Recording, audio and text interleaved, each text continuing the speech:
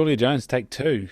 I drove all the way to your place there last week and unpacked the microphones and then went, we need to plug the microphones into something. I left my bloody laptop at home. So it was quite good though, because I'd met you twice at a rural business network and then Seed Waikato, heard you speak. But, when there's 100 odd people in the room, it's tough to remember a face.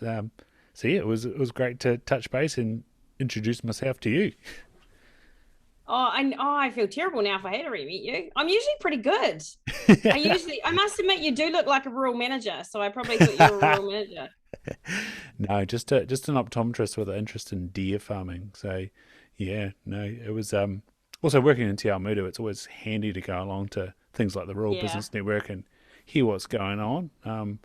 Yeah, what do you sort of as a presenter get out of you know presenting at something like that to a bunch of farmers, testing the Oh, room? actually, no, you get heaps out. I mean, it depends what you're presenting at. If you present somewhere where there's other speakers, you kind of get a chance to hear them. But it's actually people's feedback. Like they'll come up to you and say, "Look, what you said about farming being XYZ, it's not true. We do this." And so you get, it's really cool. It's like getting instant feedback on thinking. And it doesn't necessarily mean that I change my view, but it certainly gives my perspective more focus. So I get heaps out of it because it's usually someone either, there'll be a mix. There'll be someone who says, absolutely, that was great. Like, no, I don't mean as in that was great, but, hey, what you said, I can totally relate to. And then the other side will be someone who inevitably says, you have no idea what you're talking about. That's terrible, and you need to stop talking. So you get all kind of bits of feedback and all facets of and that's the beauty of it. That's actually the power. Yeah, yeah. So for anyone out there that doesn't follow the dairy industry, who the heck's Julia Jones? So, and I don't just look at the dairy industry. Like I look at, I am pan sector. I guess I just Pan sector, I like that. pan sector. I know. It's really funny because I actually get angry rants from all different types of farming. So I'll get like an angry rant from someone saying, you're not focusing on the sheep and beef sector, and then I'll get some, and you're too dairy. Obviously your precious dairy cows, you don't want them to ever be impacted, and then I'll get a dairy farmer that will, be really angry at me and send me a rant about, you know, you obviously only care about dry stock and sheep and beef farmers. And it's, to be fair, no horticulture people have hassled me. So thank you, horticulture. But so I am head of analytics for NZX. I'm really passionate about the ag sector. It's been part of my life since I was born. And it's just, I guess for me, every day I get up and I want to inspire a new generation of food producer, because the world's changing so significantly. And I don't necessarily mean, I suppose the word generation implies age, but I mean by, I guess, mindset and Hmm. ability to evolve and adapt. I caught up with Ian Proudfoot the other day, who's one of my heroes. I love him. He's futurist at KPMG. And I literally said to him, as the world got faster or have I just got slower at processing? Mm. Because it's almost hard to keep up with things. So I guess for me, I guess what else am I? I don't know. It's hard to say. I mean, I've done currency trading. I've been in rural banking. I've been very fortunate. I worked at KPMG for 6 years, and I guess everything I've ever done has been a building block. Like everything has been. So when I worked in currency, I got to travel the country and talk to farmers about currency hedging. Well, it was speculating at the time. We used to call it hedging, but it was actually speculation. And about, offshore markets and how that might affect someone in Invercargill if something happens in Japan. And so I guess I've always been really interested in learning about what's happening. And I love people. I love hearing about human stories and how they run their business and what makes them tick. And it's just sort of, I just love being a sponge, a giant information sponge. Love it. So what was day dot? Where were you based, and what was the farming outlook? Oh, so I actually grew up on the West Coast. So we didn't farm, but when you live in Ross on the West Coast, where I think there's either 200 or 100 people in the town. I don't know what it is now. I think it's less, but it's kind of one road, and it was just, I don't know, it was cool. It's like you get to go and do really cool stuff. You're always out. The whole thing is, as a kid, you're just out I mean, we were lucky, right? Because there wasn't PlayStations and all that stuff. I have great confidence if there was, I would have been sitting on one. But but you know, you're outside, you're playing in paddocks. I mean, I don't know. God, we used to walk up this bushwalk that had like cyanide trees on it, you know, like because they used to do the possuming. Yeah. Because we had so many possums around. And when you think about, I would have been 6, when you think about your 6-year-old is out walking, and this is not like no reflection on my parents. They weren't like bum parents or anything. It's just that's what you did. All of us kids would just, you know, you walk to the next friend's house, you'd pick them up, and mum was always worried about us crossing the big main road, but I don't know, we still did it. It's just so yeah. So I guess for me that rural community, that understanding, that adventure, like you adventure and you learn when you don't have any sounds awful when you don't have boundaries. Obviously I have boundaries, but when you actually physically don't have boundaries and you can go and explore, you kind of get this incredible, I don't know, this exploration, this adventure, this kind of learning. You become a learning machine at like the age of 6, because all you want to do is go and do cool stuff. Absolutely. And you sort of said something there with the currency hedging or speculating, is depending on which way you looked at it back in the day of, you know, what does it mean in Japan for somebody in Invercargill? How did you start to spark that worldview? As you said, that small space in Ross, but it was a big space and it was adventurous. How did you sort of start that mindset of the effects of the world on your little patch of dirt, I guess? Yeah, I don't know. It was really bizarre. I think I was really lucky because mum and dad lost every property to mortgagee sale. So we moved, so we moved around a bit. And then that kind of gave me this context around, I guess, things changing and being out of your control. And I mean, I don't want to sound like I'm some savant of a child, like I wasn't. I mean, 90% of the time I probably just didn't know what was happening. But there's a lot of things in there. And like I remember, you know, mum would never tell us, and then you'd just be moving. And I remember once standing in the bank, and I must have been like 11 with mum, and her just abusing the people in the bank because it had been another mortgagee sale, you know. And look, to be fair to the bank, you know, it was really tough for mum and dad, and mum's passed away, but you know, they're cool people who loved us. This wasn't about not having love, but it was just bad decisions, bad, you know, no investment, no probably thinking of the future. Or thinking of the future in an interesting way, and you know, just not having financial literacy. Not having financial literacy is literally handed down like an heirloom. You know, financial literacy is just, it's gold. If you've got it, grasp it and teach as many people as you can, and if you don't, work really hard to learn it. Yeah, that's the space I'm in at the moment, learning really hard. I saw on your Twitter you managed to figure out how to share your Spotify rap. I did. Yeah, my podcast Spotify rap was my own podcast, Joe Rogan's podcast, and then 3 financial literacy podcasts, which I've delved into over the last year. Just went and actually opened the door to my house with the keys, and it's like, the financial literacy. You know, at the moment it's really hard to get into a property, but then once you've got the mortgage, you've got to service the mortgage, and of course, we're still dealing with low interest rates, so it's easier. But in your parents' time and early on in my parents' time, you know, 80% interest rate, like that's a big bloody thing to have over you when you're paying money and watching it go back up again. Oh, and there was the leaving money in. You know, that was quite common. So someone would leave money in, which is just doubling down, right? Like at the time, it seems like a great idea, but you know, sure, you think you're going to be really wealthy in 3 years and have the money to pay back that. And you know, at the time it was probably only 20 or 30,000, but that's a lot. And you know, when you're earning probably 15,000 or whatever it would be. So yeah, it's honestly that whole understanding, that financial literacy, even understanding the principle of someone leaving money in, understanding the principle of the, you know, poor mum and dad too, you know, a lot of finance, you know, like the GE finance and all those sorts of things. It's, you know, till mum died, really, till her 70s. This is, you know, this isn't something they grew out of or they learnt from. And I think that, and I don't want it to sound dramatic, because it wasn't that I didn't have a terrible childhood. You know, there was certainly some difficult times, but difficult times are good because that's how you learn and grow. And I probably wouldn't be as strong as I am / hard ass if I hadn't have gone through that. But I think that I was just really fortunate. Like, I'd love to say that I had this wisdom to get it to follow a career. And I did have lots of goals. So at about 8 years old, I wanted to be the president of the United States of America. So I had that till I was about 17 and worked out I actually couldn't be because I wasn't born there.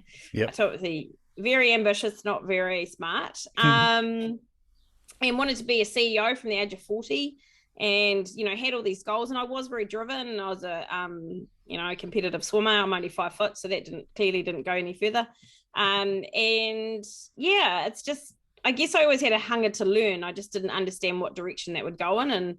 And once I started learning and getting into like a dealing room, I mean, they're cool. You get in the morning, and this is back in the day before the internet. But it was, we had Reuters, we had all those things that you have now when you can Google information. That was freaking gold back in the day. Like, that was literally like when you would walk in and you would have all this information before it came out in the newspaper. You would have all this information that wasn't freely available, and you had about an hour and a half to read it, digest it, and phones would ring, and then you would be, and that was it. So it was a really, I just loved it. So I think probably the whole thing with mum and dad and then moving into the dealing room, which again was a complete accident, by the way, how I got in there. It was just, I think all those things that kind of built up, I'd say it was serendipitous as opposed to beautifully designed. So what was the accident?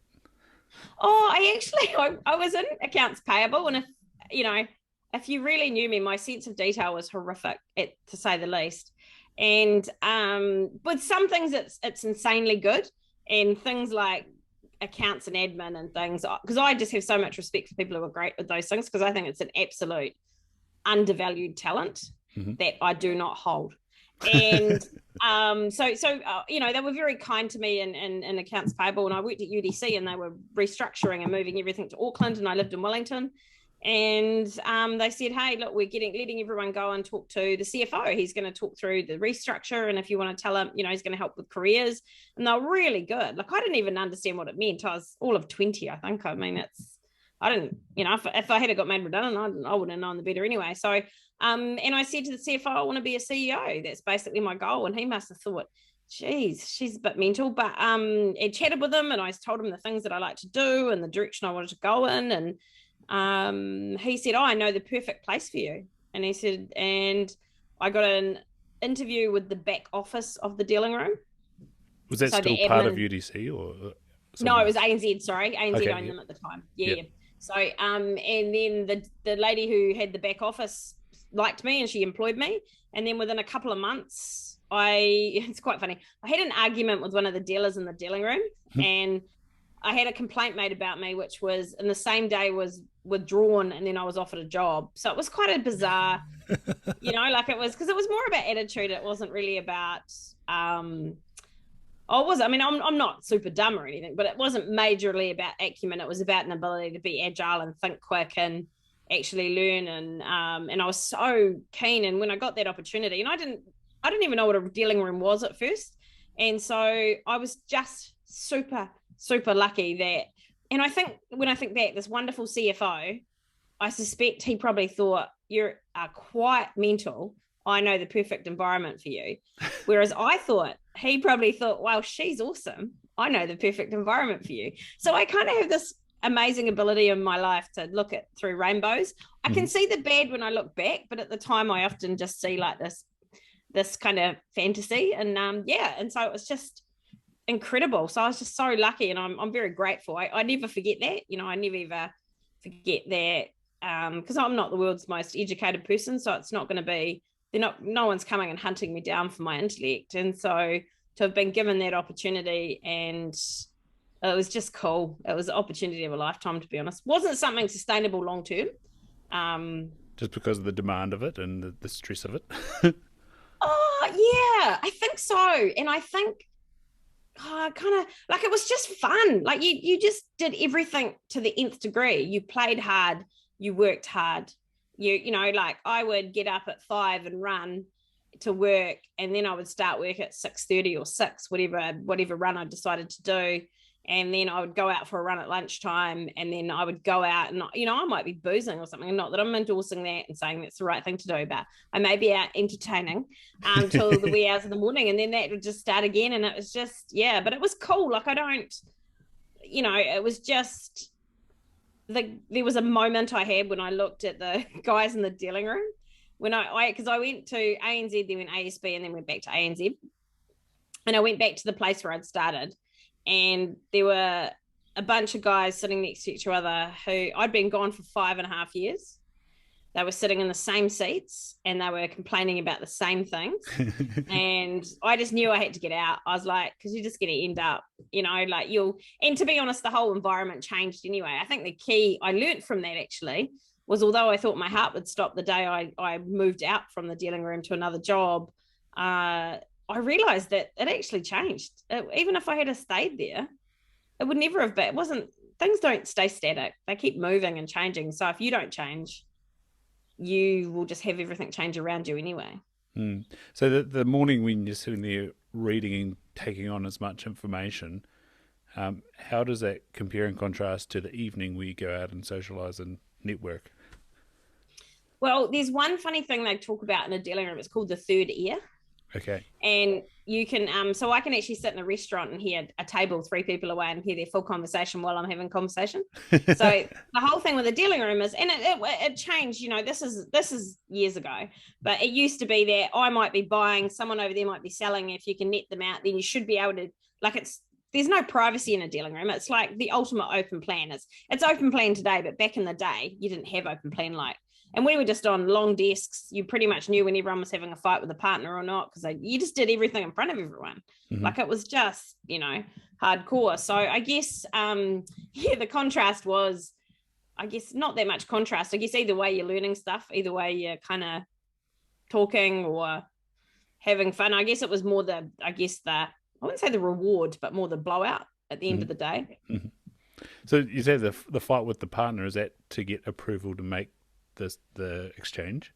What's going on there? No. I mean, as in the dealing room, like if anyone's husband, wife, or whatever. I mean, it was mostly wives because they weren't right. women. But you just knew partners. Exactly what was happening. You knew if they were picking up a bottle of milk on the way home. You knew, because you just sit really close to each other. So you just, and it's just this kind of, I don't know. I don't think I've ever been able to, and I don't. I mean, I've loved all my jobs, and I'm really, really lucky. But there's never, I don't think I've ever had that feeling of connection and just, it's like being part of a extremely dysfunctional family. That's just a heap of fun.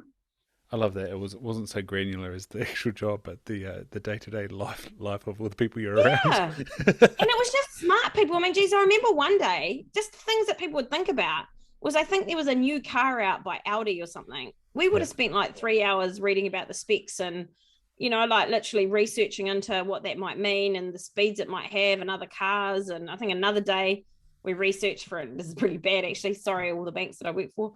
And then another day we spent 2 hours researching what the difference between a Panther and a Jaguar was. It's just because you're so into information, you just literally, it really doesn't matter what the subject is. Yeah. You just can go just get obsessed with it and become it's just awesome. So the sort of research side, the rabbit hole side of things, where did it come to fruition, or were there a lot of dead ends? I think you learned that nothing was really a dead end. Yeah. Because there was different stages within the dealing room around. One, you were meant to sort of try and look at new products. So we used to come up with I said, I'm going to make it sound way cooler than it was. I did a lot of the option books. So there was structured options, but I mean, we had really cool tools and we had support out of Australia and stuff. So it wasn't like I'm not a savant. I just really loved all the really weird different stuff. So it was our roles to actually sit there and just almost try and experiment, not with clients, but with what sort of products might work. How would we make this product work for someone? What do we need to do? And really, really work through it. So we kind of got taught. It was the weirdest, I guess in reality, you get taught to fail fast and keep going. And I think that's actually a powerful tool I wish everyone could learn in New Zealand, because it worries me that, and we've seen it recently in the media, that we beat people up who try things and fail, and then we beat people up who try things and succeed. And I think that research and that rabbit hole thing, you never kind of, and it was busy and it was dynamic, the environment, and I'm probably in more danger of it now without the dynamics at times, or the speed and the pace of the job as such, going down rabbit holes. But I don't know, there's no such thing as a dead end, because even if you research something and you find there's a dead end, you've found an outcome. Mm-hmm. Yeah. That's still insight. So yeah, that's your role now. But with that job, and you said about Ian being the futurist, like, was that your sort of building block for that role? Like, did you feel prepared, or did he blow you away?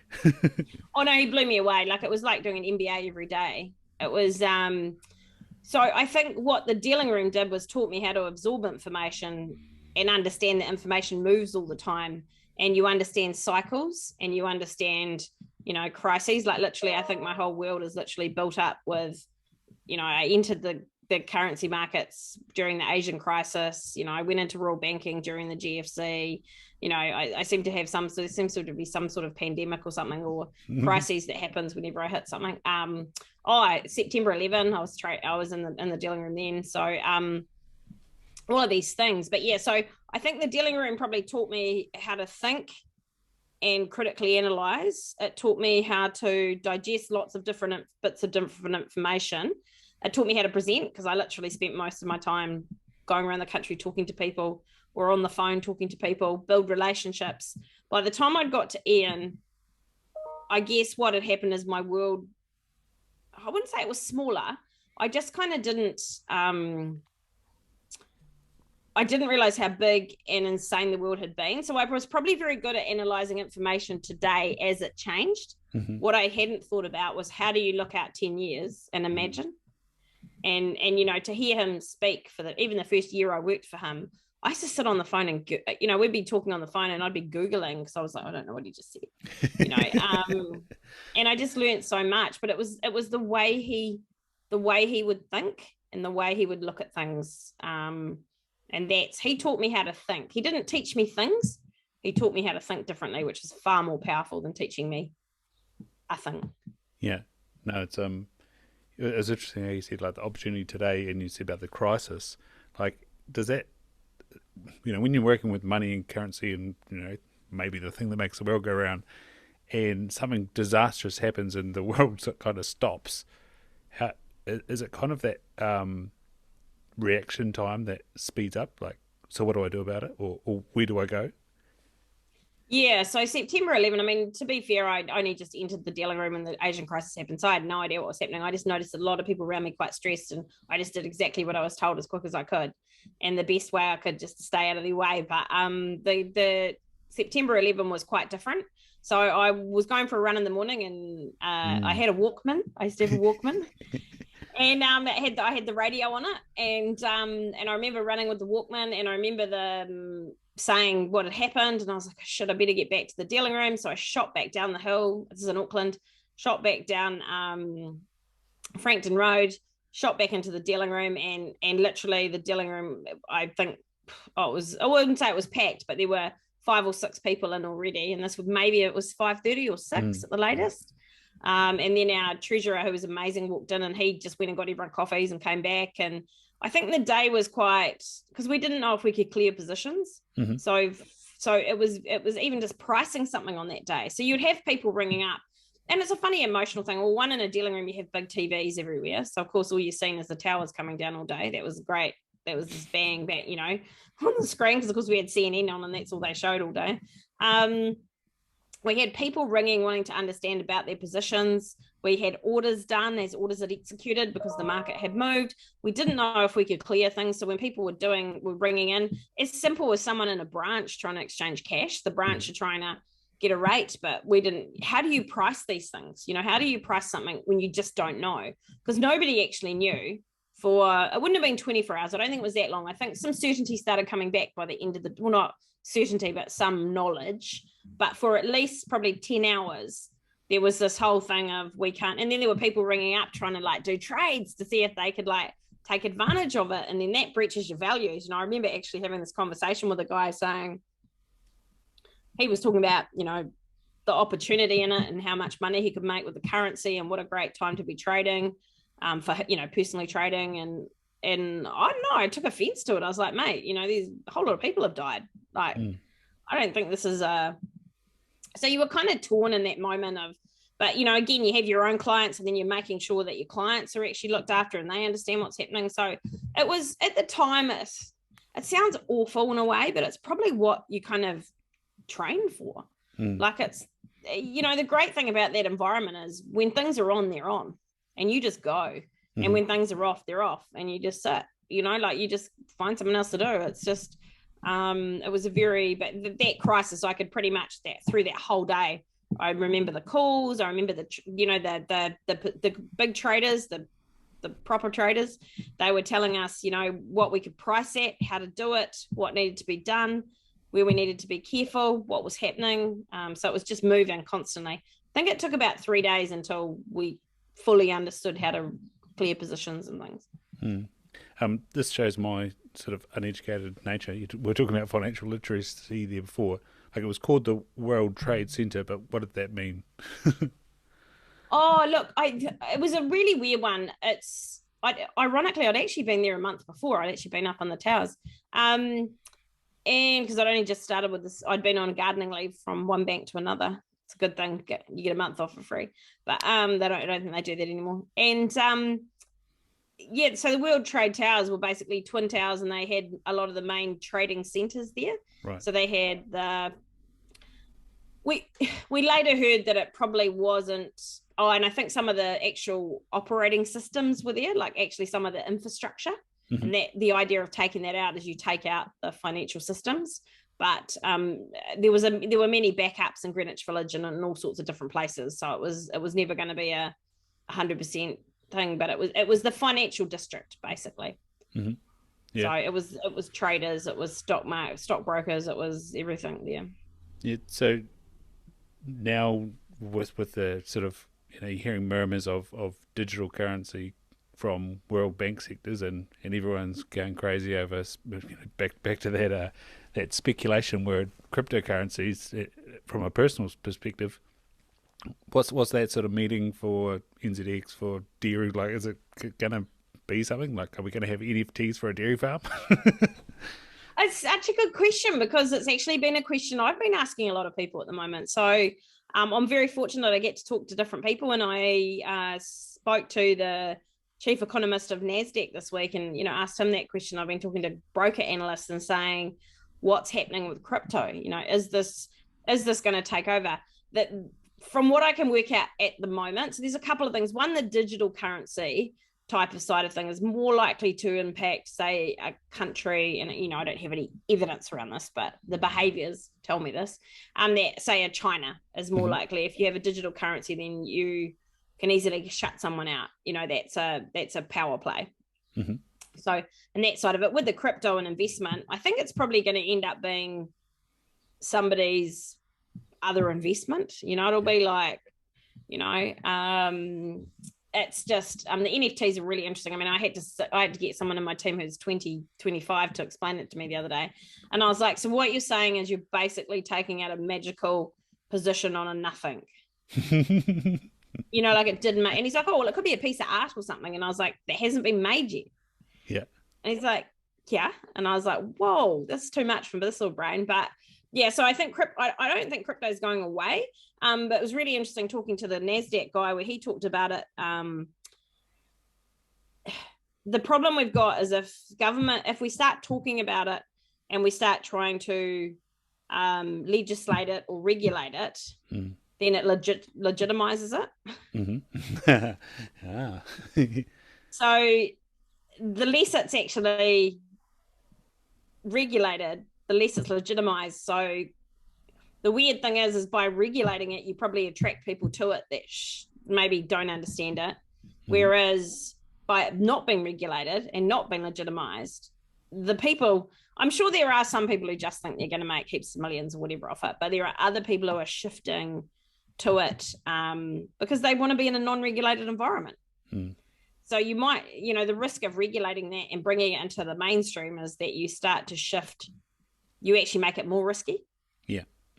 because you've kind of got almost this I don't know, this polarizing market of people who want the regulated, want it because it's high returns, and then the other people. One of the barriers is, I mean, how do you even get it? It's not like you can ring your broker or jump on Sharesies and do a crypto.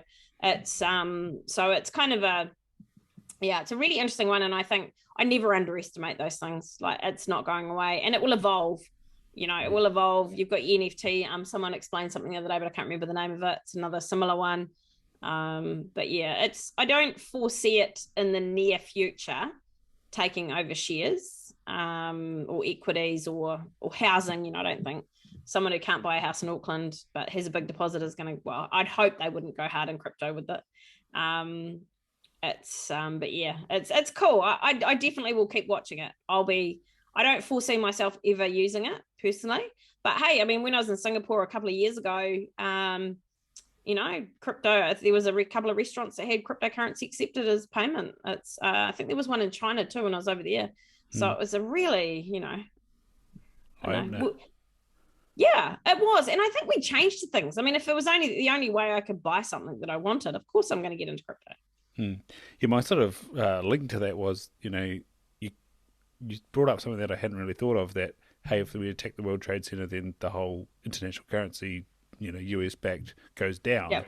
But actually, now it was okay. And, one of the arguments of cryptocurrencies and blockchain is this distributed network, which of course is vulnerable if the internet goes down or computers go down, like solar flares or something like that. But yeah, it's, you've all of a sudden taken away one of the arguments that you hear about a positive for this currency, and it's kind of, oh, well, that's a fascinating consideration that you didn't think about. That actually the took a few days in the early ages of the internet to recover, but what would you say? 10 hours later, things began to move and pricing continued.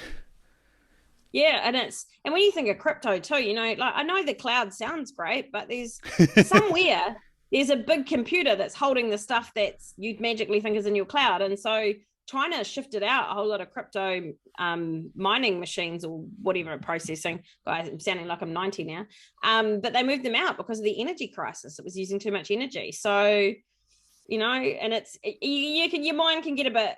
The point you raised around if the internet goes down and then you've got nothing, you can end up in your head getting into a bit of a crazy space and imagining at some point you're going to be trading with shells again. But it's, I think it's just there's always going to be a solution. We're very, very, very, very resourceful as a species. But yeah, that whole crypto thing, you're so right. Like the risks around that and around the operating systems that are needed to do the mining, to do it's just mind-boggling. Yeah, and crypto, what they call maximalists, they've got an answer for everything. So they'll say about, they'll bring up the fact that China banned mining, but hey, the crypto Bitcoin's still there, it's still going well. And you're like, oh, okay, like, I'm hearing you, and I'm also not hearing you. Oh yeah, I mean, I would have had 3 or 4 people on LinkedIn come to me and say that it's a sure thing. That if I wanted to make some money, they would help me. And I'm just like, that's right up there with the LinkedIn person that you get that says you got a nice smile and, and wants your bank account details. It's just, yeah. So I think, yeah, I don't know. With anything, there's always rats and there's probably good things. But I mean, I think it was Elon Musk the other day, tells everyone he's going to go big and go hard in crypto. And then what does he do? He gets out of it when everyone else dived in because he dived in. It's, Yeah, no, the old Doge coin. Yeah. Yeah. Now, you brought up rats and people in the markets. How often do you see it come about? Like, it must be unfortunate. Yeah, I mean, look, I was really lucky, to be honest. I mean, you heard about it, and I think by the time I'd got in there, so I started in '96, and then there was the who was it? There was a guy the was it Bearings Bank or whatever, not Bearings, it was one of the UK banks that basically went under. One of the guys was doing dodgy options, and I think in the Philippines or something like that, and someone was obviously something weird was going on. So all of a sudden, more regulation come on board, and then there was the NAB. The options guys started writing some pretty dodgy options, and then they realized there weren't enough controls and there weren't enough checks, and to in a dealing room itself, there's a lot of double checks. You would have to have, if you really, I mean, I'm not really wired this way, but if someone was trying to be dodgy, they would have to have a lot of people on board because it goes through lots of hands and there's lots of checks. But those checks, so I seen probably some interesting customers that I think were probably a little bit had an interesting way of looking at the world and interesting. They loved to speculate until they lost. Mm-hmm, mm-hmm. Yeah. And then they would be quite nasty. So yeah, I didn't see super dodgy. Oh, actually, no, there was one. There was a guy that I used to, it was a company, I won't say who it is, but and he was the treasurer, and I used to ask him lots of questions, or he might have been the MD or something. And he used to get really angry at me, and I was like only young, and so I thought it was me. I thought my questions I asked were bad. I mean, I'd be asking things like for signatories, like which was bank policy. And then about 3 years later, he'd been committing fraud. So these checks that he'd been ordering and doing was actually not for anything.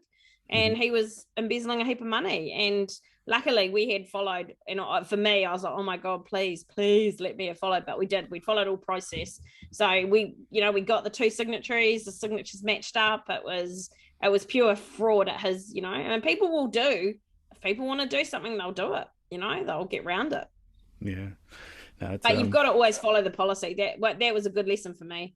Like follow the policy, because hey, cool, if nothing ever happens. And I almost caved a lot with him because he was quite an angry person. He used to yell at me all the time. But you get used to being yelled at all the time. You just roll with it. I'm quite good. I handle being yelled at quite well.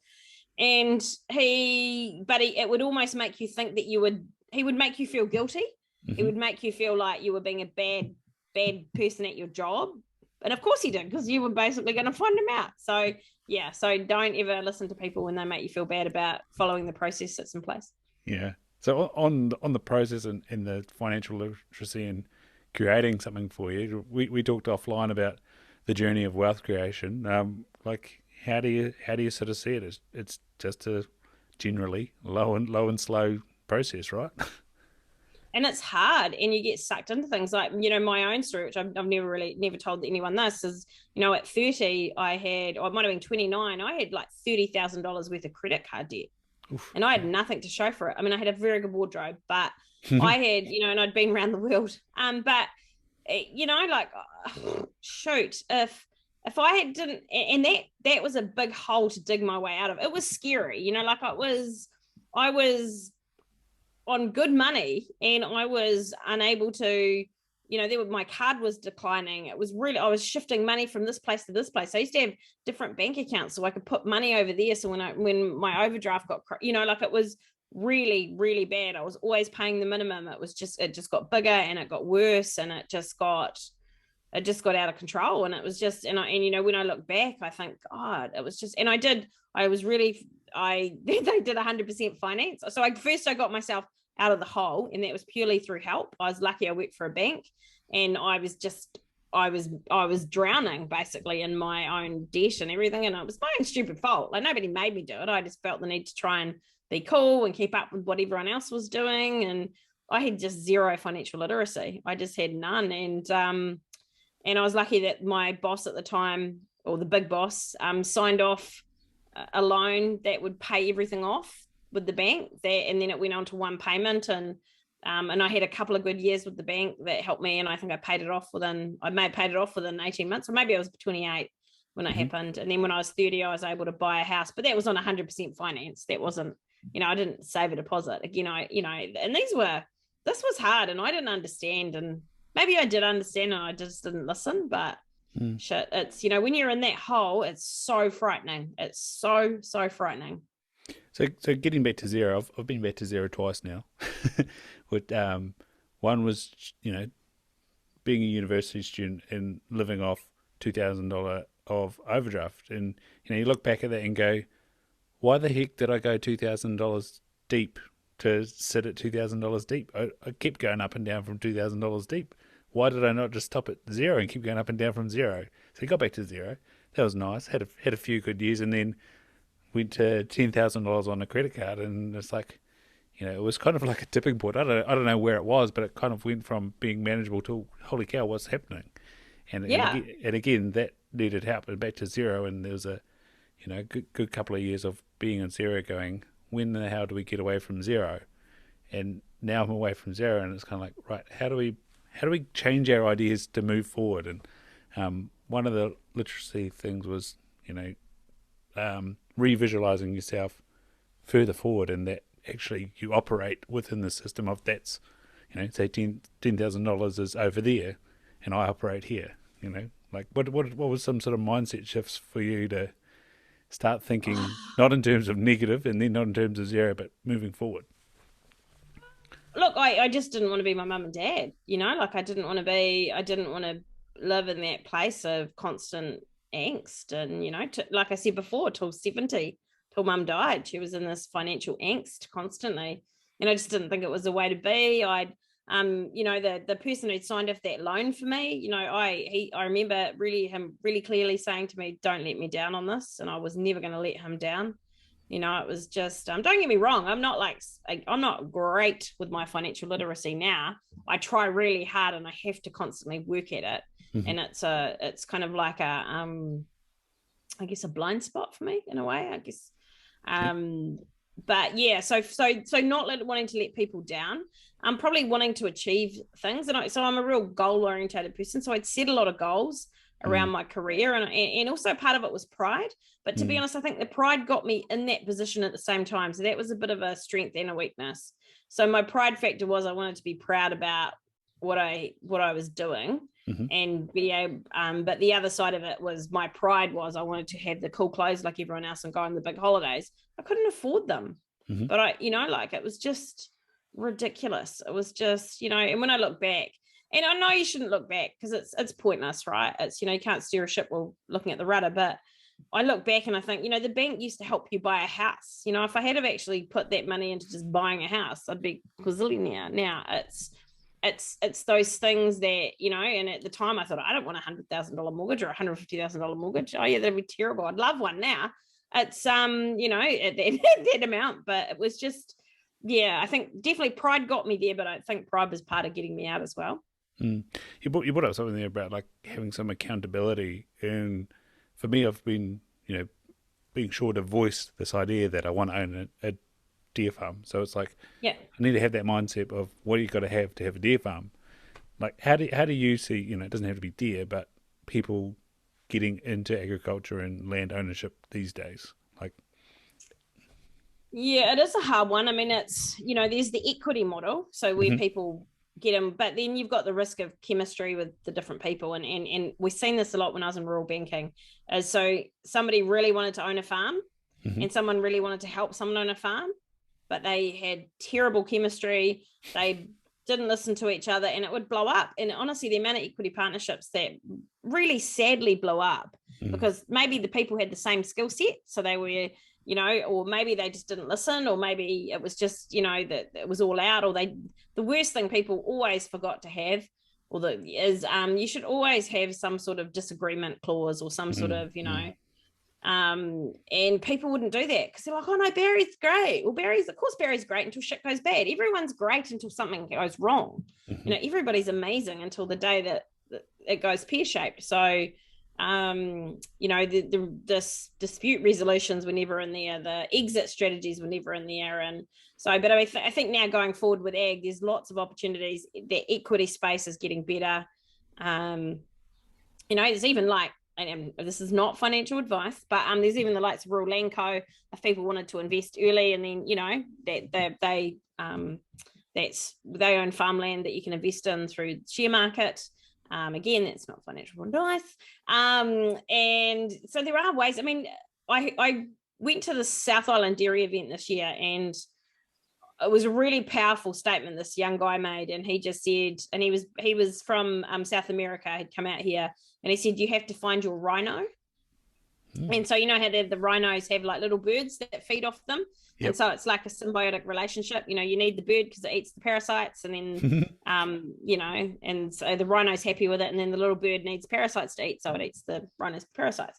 It's food. So he talked about finding your rhino, and for him it had been working alongside a farming family. They were a big farming family, and he'd done a brilliant job, and they supported him. You know, they'd started doing equity partnerships with him that built up his wealth, that got him into being able to go into farm ownership. And there were actually 2 or 3 stories like that. So it's never been easy to get into and buy a farm. And this is what worries me, is I think sometimes it's not getting easier. I'm not 100% sure it's harder.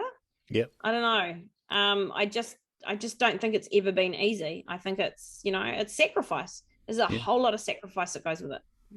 Yeah, and it's sort of on the same note what people were saying about housing. Like, yeah, if you read the news and stuff and the articles, it's, you know, or you just subscribe to a real estate agent and they send you the email that should be going to the sellers, not the buyers. You go, gee, where the hell do I get 23% growth from? But as you just said, you've just got to keep improving your position, and biding your time and getting there. And, you know, we just talked about parents and the interest rates they had to deal with. You know, that was hard enough to be able to service those loans. You know, they might have had the money in the proportion of the purchase price, but to be able to service it was just a nightmare. and similar things, yeah.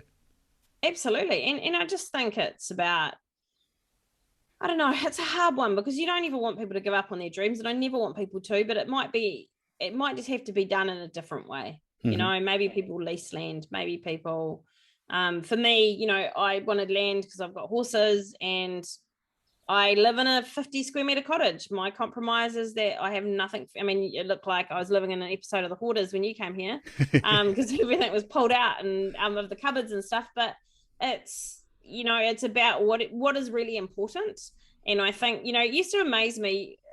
I learned so much from rural banking. These cool farmers that we'd go and visit, and I tell you what, they would be in rundown as houses, still lovely, but rundown as the original house. They'd have a rundown cowshed. Their financial position would be amazing because they sacrificed. They sacrificed, and that's what it was about, you know. And then you'd go to some of the other guys, and they'd have a $2 million house. They'd be strung out because the debt was bad, and you know, there was nothing wrong with the original house. They just wanted a bigger house, you know, they wanted to be. And I think that's when that pride and that, and I'm not saying that people don't deserve those things. This isn't about not deserving it. I just think it's about working out what's important. And, you know, for me, I don't, you know, I'd rather have land outside and have a tiny house inside than be sitting in a giant house, you know. That's, yeah, it's interesting you brought up the lease model there. At the last Next Generation Deer conference I went to, Rabobank spoke, well, they basically went through a lease model, and it really sparked the idea of running it as a business. And it's interesting you brought up there, like assets on the farm. How does that look in terms of the balance sheet? Well, it creates a whole bunch of liability. But if you're, you know, running the lease as part of your cost, and you know, having a good balance sheet, well, then you're making money for the business and you're carrying on as a business. You know, is there more of that starting, that business people, well, you know, farmers are always business people, but think of it more like running as business.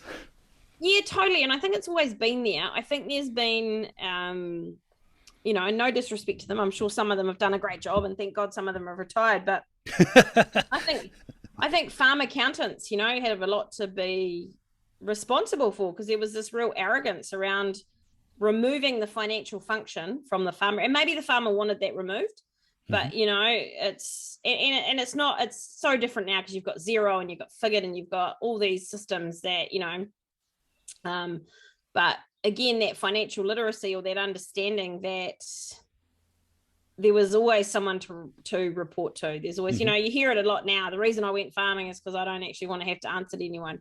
It doesn't matter what you do unless you live in the bush, completely off the grid, and there is someone to answer to. And you know what? If you're living in the bush, completely off the grid, you're answering to nature. So there's always someone that is a higher power or a higher something that you have to be accountable to. And I think that's kind of the thing. So financially at times it was hard in banking, like you would go to people and the accountants took 2 years to get accounts through, it can take 2 years to find out what. So, in 2002, you're finding out how Barry's performance was in 2000. It's, and that was just acceptable. And I think that was the thing. So yeah, there's the business side of it is different. And also accountants were running around telling people borrow more, don't pay tax, borrow more. Then you can write off the interest and you won't have to pay tax. It was just fascinating, the things that used to get said. And I mean, hey, and I'm not blaming the accountant because, there's always 50% of everyone, of the two people in the relationship are responsible. So, the farmer still signed the documents and did all that. But geez, I tell you what, sometimes it was just, I think, again, it was that I want to be a farmer and this is not critical to anyone. So please don't send me abusive emails, but I already get enough. One person in the room. Yeah, there's always one. As I think that kind of, I don't know, I guess banks changed and accountants started to change and new generations came through, it's and you can't just be really good at farming and you should never have been, even many years ago. The best farmers were those who were good at business and those who were great you could be good at both. But if you were just a great physical farmer, so you were, the actual technical side of it, you were brilliant, it was still difficult financially. There was always that risk. And if you were just a brilliant business person, there was a massive risk because you didn't actually know how to physically farm. So you might be able to do all the great projections you like, but if you can't physically produce what you need to get those projections and you don't know how to change that system, then you're in the crap. So it was the person that was kind of good at both rather than brilliant at either that tended to actually move forward. And I think we've got more and more of those sorts of people coming through. And is that where the likes of Dairy NZ and things with the fast pace of dairy has meant that people are forecasting and monitoring at a quicker rate, whereas leaving the sheep out on the back and bringing them in just to crush them and send them on the truck, and then it's kind of like depends on the season. So 2 years down the track you balance it all out. Is that maybe that's an uneducated opinion, but or vision. I mean, no, and I totally get that perspective. I mean, I guess, and this is a terrible bunch of generalizations I'm about to make. Is what I did used to notice, and this was a long time ago, was when you're sheep and beef farming, you didn't get a 20th of the month check. No, you may have got paid twice a year, so the sense of financial balance was strong. So there was that sense of, yep, we've got this half year check, but we might not get the second half of the year check. So I don't know. So I guess I didn't necessarily witness willy-nilly spendy crazy. It was more quite, they were very, very, very strict with their business side of it and financial management. And again, gross generalization, because maybe I'm sure people can find 10 people that weren't, but that was my experience at the time. And then with dairy it was a little bit different because you get the 20th of the month check and a lot of it's cash flow, so you got cash flow, so you spend, but what you don't realize is what's occurring here. And there was a lot of drawings were quite a bit higher. And yeah, it was interesting watching the two. I think it's balanced out now, and I think it's probably a little bit more balanced. But yeah, and I'm not criticizing either sector. It was just I guess the nature of it when you're getting a 20th of the month check's quite different to when you're actually managing and you're deciding when you sell. So you don't like full of VAT and then hold it and then wait a couple of weeks or a few months until the price is better. The price is right. Yeah, you've actually, it gets picked up on that day. And so it's really interesting to see that I think there has never been enough respect, I think, for how sheep and beef farming, the real sacrifices, and everyone's had sacrifices, but they have had real sacrifices to maintain their farms, and that's where it's a bit gutting to see a lot of them, some really good farms, and I'm sure there's some that aren't good, but some really good going into trees as opposed to staying as food producing units. Yeah. So on the food producing and the sort of market side of things, how do we really differentiate between, say, the meat production, your Alliances, your Silver Ferns, and so on, and your Fonterra, and then your Synlait, and then your smaller dairy producers. Like, what are they? How are they sort of working as markets, and what's dictating things to them? I mean, they often have people in market, so they're on the ground. And I think, if you look at New Zealand many years ago, we used to love we'd send and it would always be Barry, because it was very rarely a woman, old Barry up to China or the US, and he'd have a few dinners, and he'd come back and he really understood his customer, but he didn't live in the country and he had no freaking idea. And so, but these companies now are brilliant. Fonterra have a huge team up in China, or all around the world, actually. Silver Fern Farms have put someone up in China now.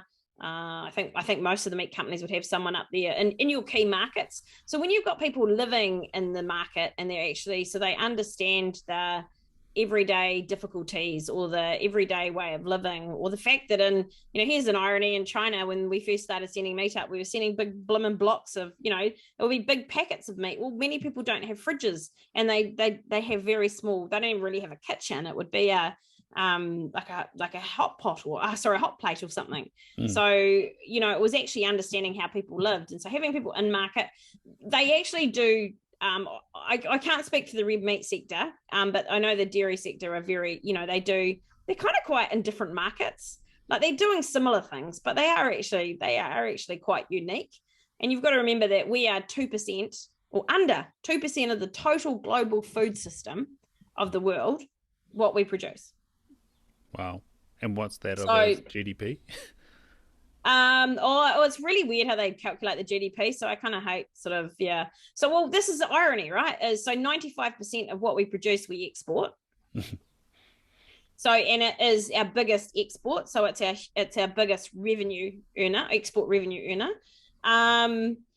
But the rest of the world is like an $8 trillion food system, and we earn 48 billion, which is great. I'm not saying I think we should be proud of what we earn, but we've got to be really careful that we realize that we're a small part of a big market, and we need to be very agile, and we can be, because we are small, but we need to be very aware of what's happening in those markets from the market's perspective, not from our own. It's very easy to say, oh, I'd never eat the cellular meat, or I'd never eat a plant-based burger. And don't get me wrong, I say those things all the time, but I probably would eat cellular meat, to be fair. It's easy to say that because you wouldn't want to do it, but we're one of billions, and people live very differently around the world with different cultures and different ways of living. And so we can't transfer our thinking or our desires and just extrapolate it into billions, because it's not how it works. And I think that's where New Zealand sometimes gets a bit tripped up in all our sectors, not just food, but in particular because it's such a big sector, food. Yeah, like I think of deer, and I think of the crew that are in Belgium and Germany with Savannah, and then the crew that are in the USA with burgers and other and pet food, ironically enough. Yeah. And then Hunter McGregor by himself there in Shanghai, in a small part of Shanghai, talking about actually they don't, quick sear and rest meat, they slow cook. And he shared a beautiful venison spare ribs recipe with me that you just don't think of in terms of venison. And not only has he changed the way that they need to approach a market from the market, but also for us, hunters and venison lovers out there, a different way of you maximising a carcass and getting more value out of this meat that we love. Yeah, so it's really cool to see the variation of markets and what markets demand. Game, burger, and these are slow cooked meats from venison. It's awesome. Oh, and Hunter's amazing. Like, he's just brilliant. He we're fortunate we catch up with him when we can. And just the insight that he has is just so fantastic. And the passion he has, it's really hard. And, I think, again, everyone's like, well, everyone will like venison because it's a premium meat, it's a luxury meat. But if you don't grow up with something, I mean, I didn't grow up with tofu. I'm not hanging out to eat tofu, like if you didn't grow up with something. I mean, there's people who don't like lamb who didn't grow up with lamb. People in the US often don't like, because if you didn't grow up eating it, it's funny. I didn't grow up eating venison. I'm funny about venison. I will eat it, and I do enjoy it, but I don't tend to cook it because I don't want to hurt it. You know, I'm always like, oh, this is gonna end up being like, you know, a shoe sole or something if I keep cooking it like this. So so someone having people like Hunter who are actually, and he works with chefs. That's a cool thing with him, is he sits with a chef, and the chef this is what they do here, you know. And I don't know if you follow his pictures, but you know, it's often very tiny. You know, we're not talking about a big old steak here. It's very small. It's very unique recipes. And I think he put a photo up of those ribs. They look delicious. Yeah, no, they're fantastic. So, as you said, you don't want to hurt the venison, and you're involved with Meet the Need. How good was it having venison mince? You know, you can't stuff that up. I know. Well, that's the thing is I think things that are a bit fatty or whatever, but and venison mince is just great, right? So it's just really, I mean, I'm quite a bad cook, so you'd be surprised what I can stuff up as far as food goes. But it's I mean, having any of those sort of meats with Meet the Need is just incredible, and it's So for anyone who doesn't know, Meet the Need is a charity that farmers donate meat or milk. We've got milk as well. And then it goes into food banks. So it's but not that cow. So I don't want people kind of imagining that, you know, Jenny the pet cow or something ends up. It's literally, we're very fortunate that it's export quality, beautiful meat that goes through. And then a couple of years ago, I think it was the Fiordland did the big cull, and that was, it was something like 20 tons. It was massive. And again, and look, we can all be like, oh, the beautiful, and look, I hate animals dying, but I eat meat. So, and I love animals more than anything. You know, I have a pet steer I've found out today, looks, apparently he's about 1.5 ton. I thought he's only a ton, but apparently he's looking at, and he's a pet, and I won't eat him, but I will cook a steak for dinner. You know, like I won't cook him up as a steak, but I will have a steak. So.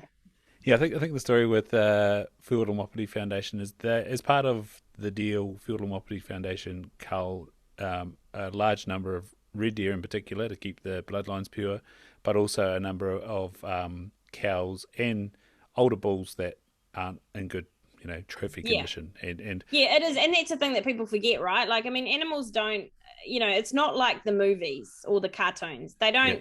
You know, they can suffer, and so this is absolutely there. And it's also for keeping, you know, ensuring the numbers don't get out of control, which damages the natural, you know, there's a whole lot of native trees and native plants, and which will be... This is Fiordland National Park here that we're talking about, and it's a major conservation effort. And so usually the export, you know, it's professional chopper hunters that cull in a way that's suitable for export.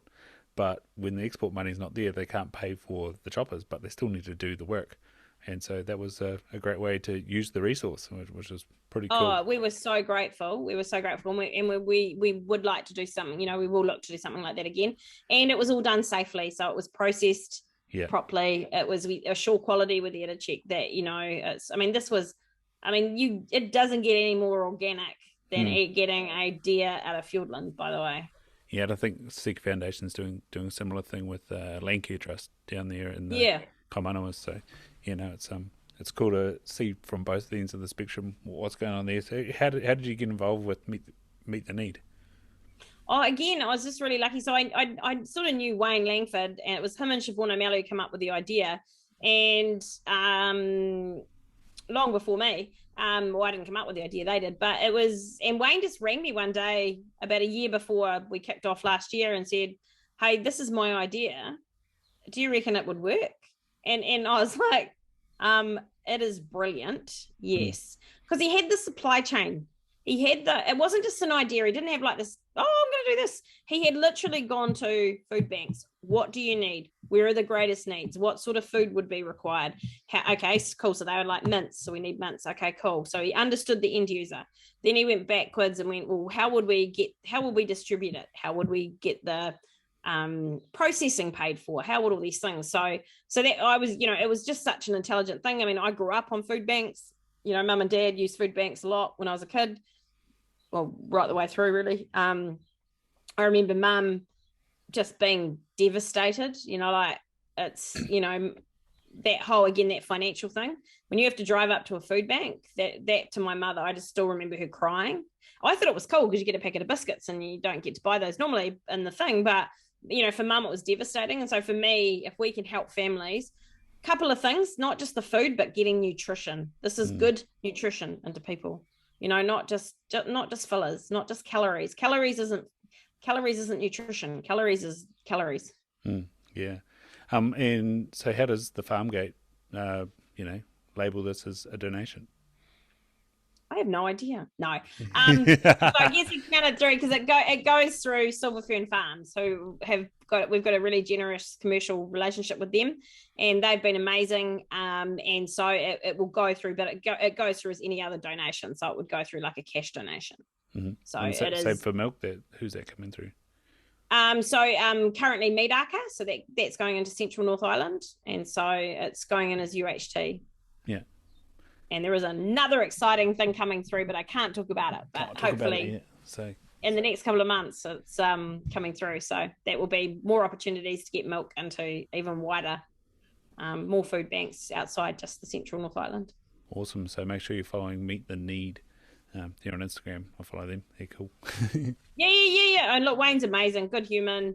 Just him and Siobhan, man, the work and effort they put into making it. You're really lucky when you get asked to be on a board when people already have the nuts and bolts sorted out for you. That's just awesome. Yeah, absolutely.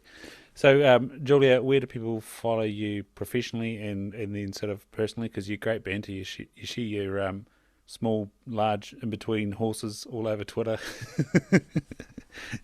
Oh yeah, my miniature pony land shark. I'm actually writing a kid's book about him at the moment. Oh, fantastic! So. Yes. So, what do they look for? Sorry. I think my Twitter is Julia Jones 110. Yep.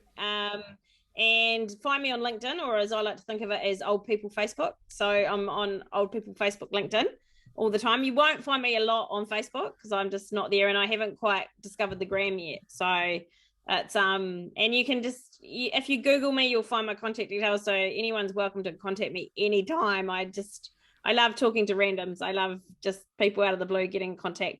And it's just Julia Jones on LinkedIn. There's nothing too hard to find there. No dancing. Sorry about my common name. No dancing on TikTok just yet, Julia. No, not yet. Oh no, I think I did via my great niece. I think there was yeah. So I have, but that's the only way. I mean, I think I can dance, but I can't. It's all in here. It's all inside. Yeah, it's your rainbow view of things. Yeah. It doesn't stop me from dancing. I actually went to Las Vegas for my 30th, and I remember saying to my sister, and honestly, it was only a few years ago, we were talking about it, and I was like, remember when those lovely people gave me their couch, because we're at a private bar, like one of the ghost bar or something, and you have to buy. And I was like, remember they gave us that cool couch? That was so nice. And she was like, you were really annoying them dancing around them, and they left and swore at you. And I was like, oh, because my memory of it was quite different. No, I was like, oh. I think the roast does good things sometimes. Yeah. I think the old rainbows are out there.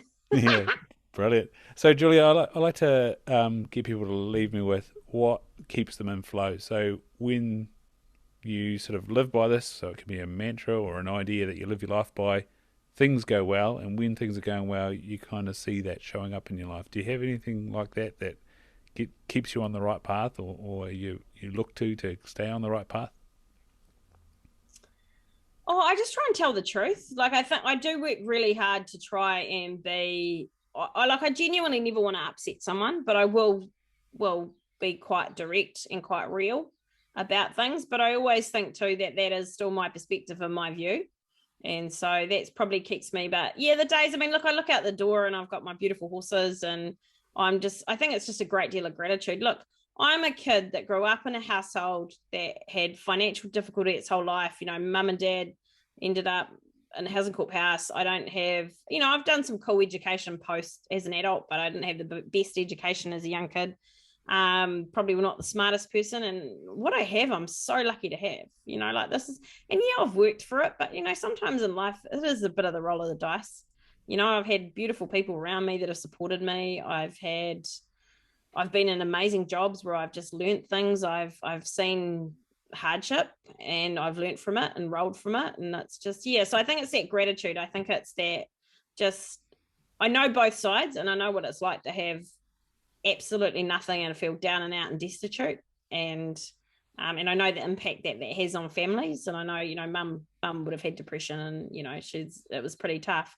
And I think I just look at that, and to honor her, I make an effort to be happy and look at the positives. It's not natural all the time, but we've got a choice, man. Like there's always going to be some shit that goes down. You got two choices. You can either sit and wallow, and I do have my wallow moments. I just don't let myself wallow for a long period of time. I will allocate a wallowing time, and then I get myself out of it and go like, just be grateful for the things that you have. Yeah, no, it's like when two planes knocked down the World Trade Center. You got to assess, sit down, take it all in, and then get onto it. And you think of that day, some people missed their flight and some people got bumped onto the flight. You just don't know. Like, it's just about, you got to make the most of stuff, and there will always be a problem to find. You have to just, why waste the energy finding the problem? Go find a solution, go change something, go do something for someone else, go think about others. I know. So that was a terrible answer to a very, I No, waffled. it was multifaceted. It was fantastic, Julia. Thank you so much for a second time giving up your time. It's bloody cool to get this recorded and share your thoughts and hopefully connect a few more people with a great mind out there in the New Zealand business, agricultural, and just good vibes world that can be the internet. So thank you so much, Julia. Oh, thanks for having me. Cheers, lovely. I'm going to press stop. Beautiful.